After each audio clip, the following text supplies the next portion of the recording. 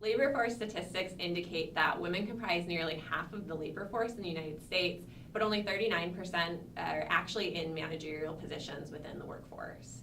And so in our research, we were really interested in understanding whether this gender difference in leadership emergence has changed over time, why these gender differences in leadership emergence may exist, and when there might be times that women are at less of a disadvantage in terms of emerging into leadership positions.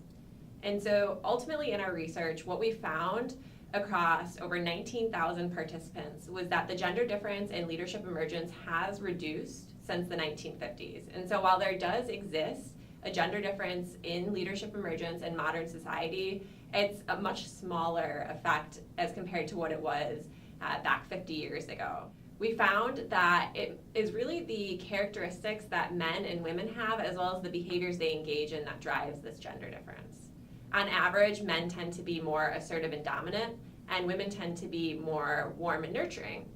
And these traits influence the types of behaviors individuals engage in when they're in group settings. And so more agentic individuals, or the people who are assertive and dominant, are going to be more willing to speak up. They are going to be the ones who might hand out tasks or add structure into the team, and ultimately this helps them to be seen as leaders within groups, whereas the warm and nurturing nature of women ultimately relegates them into more of a fouler role within that team.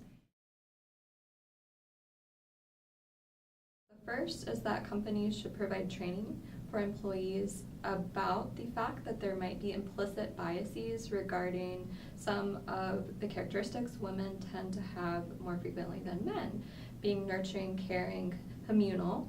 Those are things that actually help people perform better in a leadership role. It makes them a more caring leader, but they're things that immediately are not perceived to be leader-like. We also found that the gender difference in leadership emergence is less pronounced if people have spent a longer amount of time interacting with one another. Gender is just less salient, and the gender difference or discrepancy in men and women emerging as leaders begins to even out more.